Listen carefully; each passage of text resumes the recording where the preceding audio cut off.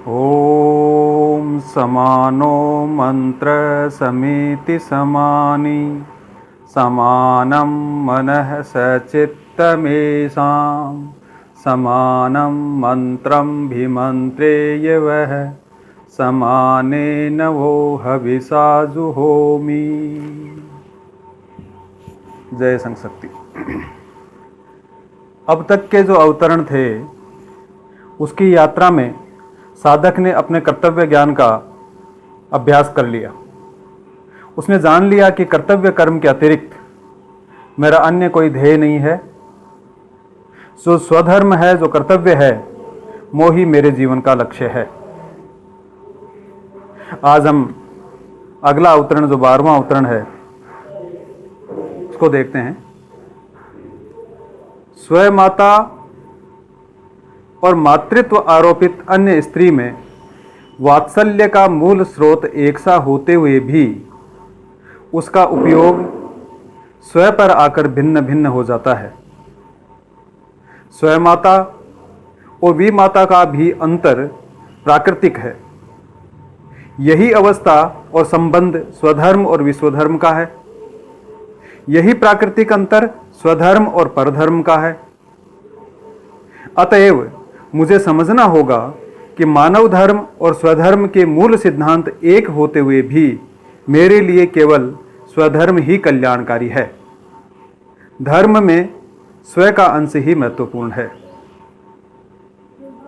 इस अवतरण में साधक ने अपने स्वधर्म के महत्व को समझाने के लिए स्वमाता और मातृत्व आरोपित स्त्री का उदाहरण लिया है। वात्सल्य का मूल स्रोत यानी मातृत्व ही होता है और जो हर स्त्री में होता है।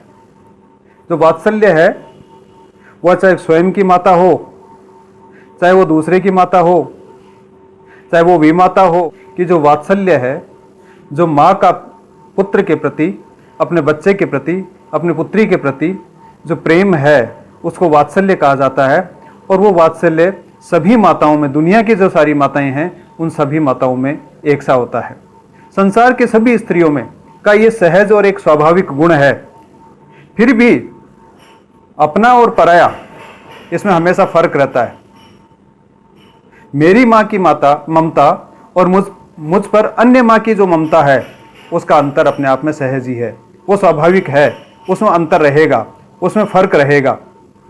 इसको हम एक उदाहरण से समझ सकते हैं कि दो स्त्रियां जिनके बच्चे एक स्कूल में पढ़ा करते थे और एक बच्चा, एक माँ, दोनों ही अपनी जो बच्चों को जो स्कूल के अंदर भोजन देने जाया करती थी। एक दिन एक माँ है, वो उसको किसी प्रकार का कोई काम होता है, तो वो दूसरी जो बच्चे की माँ होती है उसे कहती है कि आज तुम जा रही हो तो मेरे बच्चे को भी तुम खाना खिला देना, या ये टिफिन है वो दे देना।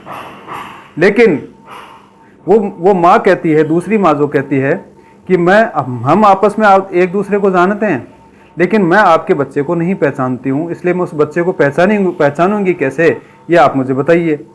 तब वो जो पहली माँ है वो कहती है कि ऐसा करना, तुम देखना जो स्कूल की जब छुट्टी हो, तुम देखना कि जो सबसे पूरी स्कूल के अंदर जो सबसे प्यारा बच्चा हो वो मेरा ही बच्चा है। और वो स्त्री, दूसरी स्त्री है, वो भोजन लेकर चली जाती है। और भोजन लेकर जाने के बाद जब स्कूल की जो भोजन की रिसेस होती है, छुट्टी होती है, उसमें जब देखती है तो उसका बच्चा उसके पास में आ जाता है, उसको भोजन कराती है और वो देखती है आसपास में कि जो सबसे प्यारा बच्चा है वो कौन सा है। और जब वो हर जगह देखती है तो उसको जो सबसे प्यारा बच्चा है वो नज़र नहीं आता है, उसको जो अपना बच्चा है वो सबसे प्यारा नज़र आता है। और वो उससे तुलना करती है कि इससे भी कोई प्यारा बच्चा हो तो मैं उसे देखूं, लेकिन उसे इस प्रकार का कोई प्यारा बच्चा है वो नहीं दिखाई देता है। कहने का मतलब है कि जो स्त्री का जो स्वयं का बच्चा था, वो ही चाहे कुरूप हो, चाहे सुंदर नहीं हो, लेकिन फिर भी दुनिया के सब बच्चों से वो उसको सुंदर लगता है।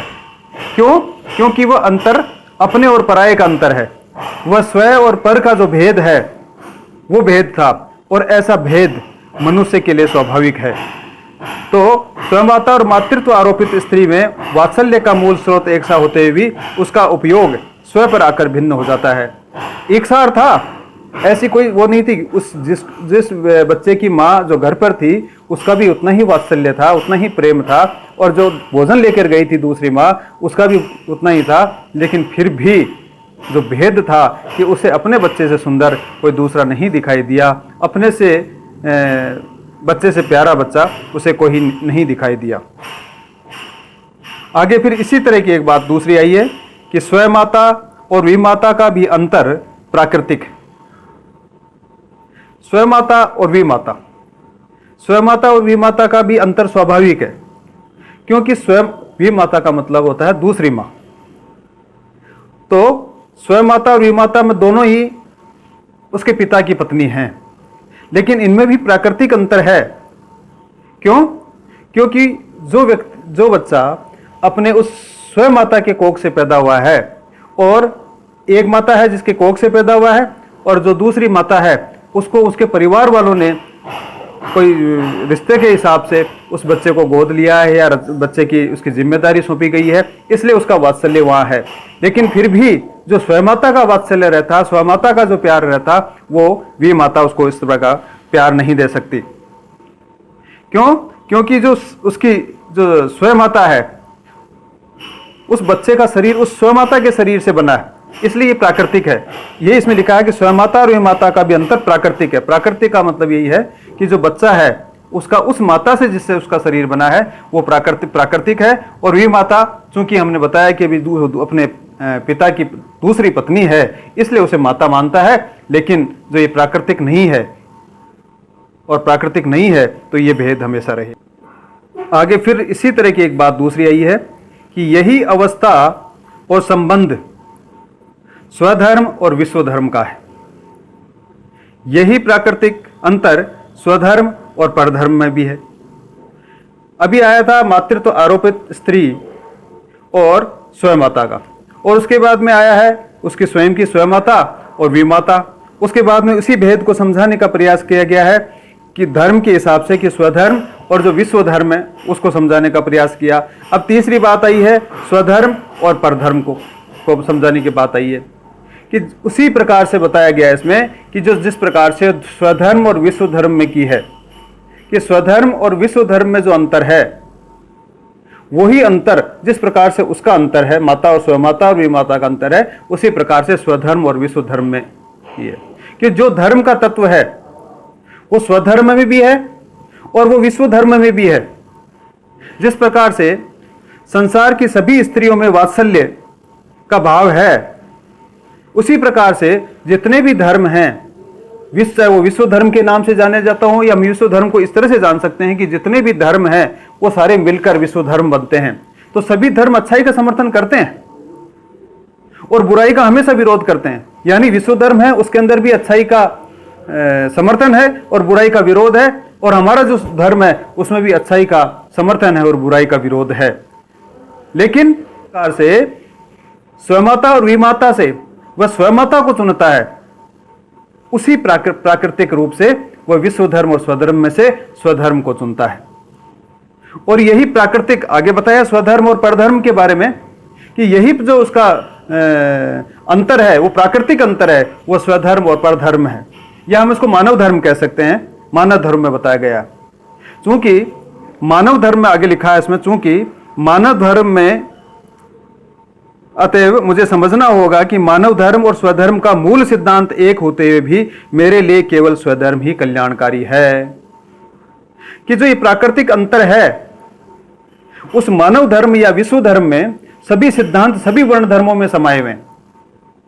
चाहे वो किसी भी वर्ण में पैदा हो, चाहे वो क्षत्रिय वर्ण में पैदा हुआ हो, चाहे वो ब्राह्मण वर्ण में पैदा हुआ हो, चाहे वह वैश्य और शूद्र में पैदा हुआ हो, लेकिन सभी धर्मों के अंदर जो विश्व धर्म के गुण हैं, जो मूल सिद्धांत हैं कि हमेशा अच्छाई का समर्थन करना चाहिए, बुराई का विरोध करना चाहिए, हमारे कर्तव्य का पालन करना चाहिए, हमको परिवार में किस प्रकार से रहना चाहिए, हमको समाज में किस प्रकार से रहना चाहिए, हमको बाहर किस प्रकार से रहना चाहिए, पड़ोसी के साथ किस प्रकार का व्यवहार करना चाहिए, हमारे गुरुजनों के साथ में हमको किस प्रकार का व्यवहार करना चाहिए, हमें बड़ों से किस प्रकार का व्यवहार करना चाहिए, ये सारे के सारे जो सिद्धांत हैं, सारे के सारे जो गुण हैं, वो सभी वर्णों में समाये हुए हैं और सब इसे स्वीकार करते हैं। फिर भी जब स्वधर्म की बात आती है तो वो एक अलग तरह की बात होती है, क्योंकि स्व एक विशेषता है, मेरा अपना एक विशेषता है और इससे उसका रागात्मक संबंध है। जब रागात्मक संबंध है तो फिर उसके लिए वो अलग बात हो जाती है। हम कह सकते हैं क्योंकि प्रकृति ने उसी धर्म में उस व्यक्ति को जन्म दिया है, इसलिए वो जो धर्म है उसके जो गुण हैं, उसका जो प्रकृति है, उसका जो स्वभाव है वो उसके अनुकूल है। गीता के 3रे अध्याय में भी आया है कि सभी प्राणी अपने स्वभाव के परवश होकर कर्म करते हैं और ज्ञानवान भी अपनी प्रकृति के अनुसार चेष्टा करते हैं। और फिर भगवान श्री कृष्ण गीता में फिर इस भगवान कहते हैं कि श्रेयान स्वधर्मो विगुणः पर धर्मात् स्वनुष्ठितात् स्वधर्मे निधनम श्रेय पर धर्मो भयावह, कि जो अपना धर्म है वो श्रेष्ठ है दूसरे के धर्म से, और जो पर धर्म है वो भय देने वाला है, और स्वयं के जो धर्म में अगर निधन भी हो जाए, हम समाप्ति हो जाए, तो वो श्रेष्ठ है। इसलिए इसमें साधक कहता धर्म में स्व का अंश ही महत्वपूर्ण है। इसलिए जो साधक है वो कहता है कि चूंकि प्रकृति ने मुझे इसी धर्म के लिए भेजा है, मुझे एक परंपरा मिली है, मुझे एक संस्कृति मिली है, इसलिए मेरे लिए जो स्वधर्म है वो ही मेरे लिए कल्याणकारी है। इसलिए साधक अब उस स्वधर्म को समझने का प्रयास कर रहा है कि मेरे लिए जो कल्याणकारी है वो स्वधर्म है, वो परधर्म नहीं। तो अब 13वां अवतरण मेरी साधना का हम पढ़ते हैं। विश्व प्रेम का प्रदर्शन और मानवता के कल्याण की बातें मेरी दृष्टि में पाखंड और राजनैतिक छल मात्र हैं। मेरी पहुंच के बाहर शून्य के उच्च धरातल पर स्थित उच्चादर्शों और गूढ़ सिद्धांतों की गठरी से मैंने अपने मस्तिष्क को अनावश्यक रूप से बोझिल करना स्वीकार नहीं किया, इसलिए कि ऐसी भावना महान होने के कारण स्तुत्य तो है, पर अव्यावहारिक और असंभव होने के कारण त्याज्य भी है। पूर्व के जो अवतरण है उसमें हमने स्वधर्म की जो महत्ता है या जो विशिष्टता है उसका वर्णन किया। अब इस अवतरण में विश्व धर्म का जो प्रदर्शन है या मानवता का कल्याण करने की दुहाई देने वाले जो साधक को इस प्रकार के लोग हैं वो पाखंड और राजनीतिक छल लगता है। वो ऐसे लोगों को एक पाखंडी और राजनीतिक छलना करने वाला बता रहा है कि विश्व प्रेम और प्रदर्शन, यानी विश्व प्रेम सुनने में तो आकर्षक लगता है लेकिन व्यवहार में बहुत कठिन है। आज तक विश्व प्रेम की जितनी बातें हुई हैं वो हमेशा पाखंड ही सिद्ध हुई है। पाखंड का अर्थ है कि जो कहते हैं वो करते नहीं। भाषण तो बड़े बड़े देते हैं, हम इस प्रकार से कर देंगे, हम इस प्रकार से करते हैं, ये कर देंगे, वो कर देंगे, इस प्रकार से शांति ला देंगे, इस प्रकार से धर्म में वो शिक्षा ला देंगे और शिक्षित कर देंगे, नौकरियां लगा देंगे, और अन्य बातें कर करके लोगों को फंसाने का काम करते हैं, छलावे का काम करते हैं।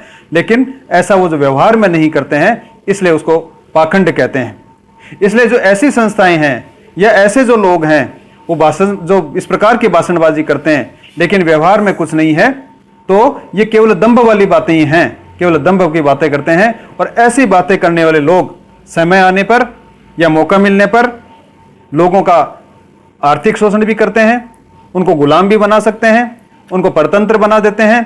और जो ऐसी संस्थाएं हैं उनसे साधक पहले ही पाला झाड़ चुका है। जैसे हमने पिछली बार के अवतरणों में देखा कि वो अनेकों संस्थाओं में इस प्रकार से गया, लेकिन अंदर जाके उसने देखा तो वो वहां खोखलापन नजर आता है।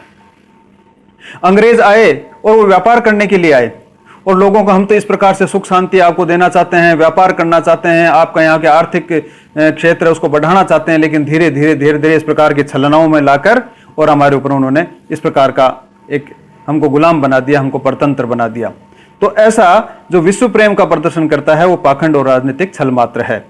मेरी पहुंच के बाहर शून्य के उच्च धरातल पर स्थित उच्च आदर्शों और गूढ़ सिद्धांतों की गठरी से मैंने अपने मस्तिष्क को अनावश्यक रूप से बोझिल करना स्वीकार नहीं किया।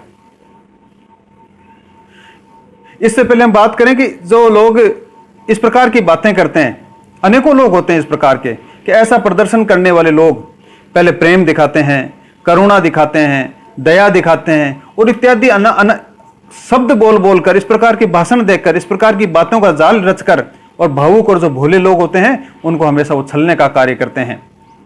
प्रेम और शांति के नाम पर हमने देखा है कि बार बार हम अखबारों में पढ़ते हैं, हमारे समाचारों में सुनते हैं किस प्रकार से उनको भुला भुला कर, इस प्रकार से छल छल कर और उनको धर्मांतरण कराने का जो कोशिश करते हैं, वो सारी इसी प्रक्रिया के अंदर है। आगे है कि मेरी पहुंच के बाहर शून्य के उच्च धरातल पर स्थित उच्चादर्शों और गूढ़ सिद्धांतों की गठरी से मैंने अपने मस्तिष्क को अनावश्यक रूप से बोझल करना स्वीकार नहीं किया। साधक कहता है कि जो ऐसे उच्च आदर्श हैं, जो विश्व प्रेम की बात करते हैं, जो मानव धर्म की बात करते हैं, ऐसे जो आदर्श और सिद्धांत है उनको मेरे लिए व्यवहार में लाना कठिन है। मेरे व्यवहार में लाना सामर्थ्य के बाहर है। क्यों? क्योंकि ये व्यवहारिक नहीं है, और जो व्यवहारिक नहीं है, जो किए नहीं जा सकते हो, उनसे मैं दूर ही रहूं। शून्य के धरातल पर स्थित उच्च आदर्शों और गूढ़ सिद्धांतों की गठरी से मैंने अपने मस्तिष्क को अनावश्यक रूप से बोझल करना स्वीकार नहीं किया। कि जो ऐसे सिद्धांत हैं जो अपने आप में एक बोझ है, ऐसे बोझ को अपने सिर पर उठाने का कोई मतलब नहीं है। साधक ने इसे अनावश्यक बोझ माना है और इसलिए इसने स्वीकार नहीं किया है। और इसलिए कि ऐसी भावना महान होने के कारण स्तुत्य तो है, अव्यावहारिक और असंभव होने का कारण त्याज्य भी है। और स्पष्ट सी बात है इस छोटे से एक अवतरण में, क्योंकि जो ऐसी भावनाएं हैं, जो विश्व प्रेम की बात करता है, जो प्रेम की बात करता है, जो दया की बात करता है, उच्च सिद्धांतों की बात करता है, ये प्रशंसनीय तो है, ये अच्छी तो लगती है, जैसे अहिंसा परमो धर्म है। लेकिन व्यक्ति क्या हर परिस्थिति में अहिंसक रह सकता है? ये व्यवहारिक नहीं है। आज हम लोकतंत्र को देखें, लोकतंत्र अपने आप में एक बहुत ही बड़ा सिद्धांत है, बहुत ही अच्छा सिद्धांत है, और अधिकतर देशों में ऐसी होड़ मचाकर उस राजतंत्र से उस लोकतंत्र में आए हैं। लेकिन क्या वास्तव में आज जो लोकतंत्र चल रहा है, उसका जो व्यवहारिक रूप है, उसका जो व्यवहारिक स्वरूप है, वो कितना विकृत है? क्या हम देख नहीं रहे हैं? हम रोज इस प्रकार की जो स्थिति है वो देख रहे हैं। इसलिए जो साधक कहता है कि अच्छा होते हुए भी इस प्रकार के जो सिद्धांत हैं, इस प्रकार के जो महान कार्य हैं, वो स्तुत्य तो हैं, इनके पूजने योग्य हैं, प्रशंसा करने योग्य हैं, इनको अच्छे लगते हैं, मीठे लगते हैं, लेकिन ये अव्यावहारिक और असंभव है। क्योंकि अच्छा होते हुए भी त्याज्य है, क्योंकि ये अव्यावहारिक है और असंभव है, ये किए नहीं जा सकते। और जो कार्य किए नहीं जा सकते, जो जिन सिद्धांतों की पालना नहीं की जा सकती, ऐसे सिद्धांत महान होते हुए भी, पर अच्छे होते हुए भी, श्रेष्ठ होते हुए भी त्याज्य हैं, ऐसा साधक इस अवतरण में कह रहा है। अब हम अगला अवतरण पढ़ते हैं। पर मुझे आवश्यकता है धर्म के व्यावहारिक स्वरूप की, उसके मूर्तिमान अस्तित्व की, गोचर, व्यक्त, प्रकट और स्थूल की उपासना की। मैं समाज सीमाओं में आबद्ध समाज धर्म से आगे जा भी नहीं सकता। क्षितिज के उस पार अवनी के कोलाहल से परे निस्तब्ध एकांत साधना मेरे गुण स्वभाव के प्रतिकूल पड़ती थी। अतएव मैं परंपरा से परीक्षित, आत्मा से स्वीकृत और हृदय से समर्थित उस गोचर तत्व का उपासक बन पड़ा, जिससे भारतीय इतिहास की मधुमयी भूमिका का जन्म, पोषण और रक्षण होता आया है। पीछे देखा कि मेरी साधना का जो साधक है, उसके लिए जो विश्व प्रेम है, मानव कल्याण है या विश्व धर्म है, ये सारी की सारी बातें उसे अव्यावहारिक लगी।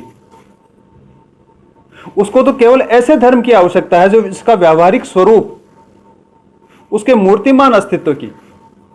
उसको तो केवल ऐसे धर्म की आवश्यकता या ऐसे कर्म की आवश्यकता है जो व्यवहार में लाया जा सकता हो, जिनको इंद्रियों से अनुभूत किया जा सकता हो, जिनका वर्णन किया जा सकता हो, जो उपस्थित हो, केवल बातों में नहीं, और इसके साथ साथ वो महान भी हो। ऐसे एक तत्व की आवश्यकता है, ऐसे धर्म की आवश्यकता है। मैं समाज सीमाओं से आबद्ध समाज धर्म से आगे जा नहीं सकता। मैं जिस समाज में रहता हूं उसी समाज में जीना है, उस समाज धर्म से आगे की बात नहीं कर सकता। क्षितिज के उस पार अवनी के कोलाहल से परे निस्तब्ध एकता साधन से मेरे एकांत साधना से मेरे गुण स्वभाव के प्रतिकूल पड़ती थी। कि ऐसी साधनाएं जो मेरे स्वभाव के प्रतिकूल है, एकांत साधना मेरे गुण और स्वभाव से मेल नहीं खाती है, इसलिए जो ऐसे प्रतिकूल हैं उनसे मेरे को दूरी बनानी है। जो प्रतिकूल है, व्यवहारिक नहीं है, उनसे मुझको दूरी बनानी है। अतएव मैं परंपरा से परीक्षित, आत्मा से स्वीकृत और हृदय से समर्थित उस गोचर तत्व का उपासक बन पड़ा जिसने भारतीय इतिहास की मधुबनी भूमि का जन्म का पोषण किया। इस धर्म को साधक अंतरात्मा और हृदय से स्वीकार कर चुका है, अर्थात मन, वचन, कर्म और भाव से उस तत्व का उपासक बन गया और उसके लिए वो कर्मशील हो गया। मैं परंपरा से परीक्षित, आत्मा से स्वीकृत और हृदय से समर्थित, हर तरह से मैंने उसको स्वीकार कर लिया है।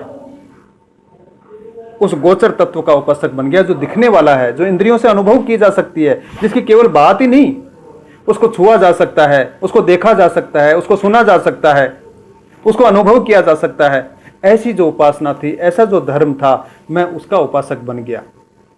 और ऐसी उपासना है वो इस भारत में मीठी लगने वाली भूमिका भारत के लिए, कि भारतीय इतिहास की जो भारत का इतिहास है उसके अंदर उसने इस प्रकार मीठी लगने वाली जो भूमिका है या जो सुहावनी भूमिका है उसका इसमें जन्म हुआ है और उसका पोषण भी हुआ है और उसका इसमें रक्षण होता आया है। ऐसी जो साधना है, ऐसे धर्म की, ऐसे उपासना का साधक वो है, उपासक बन गया। इन तीनों जो हमारे अवतरण थे, इन तीनों अवतरणों से साधक ये जताना चाहता है कि जो स्वधर्म है, मेरा जो कर्तव्य पालन में मेरा जो स्वधर्म है, अनेकों धर्म है, विश्व धर्म है, मानव धर्म है, विश्व प्रेम है, अनेकों है, लेकिन उसमें जो मेरे लिए जो अनुकूल है, मेरे लिए जो मुझे करना चाहिए, वो मेरा स्वधर्म है। और उस स्वधर्म के लिए ही मैं उपासक बनूं, उसकी ही मैं उपासना करूं।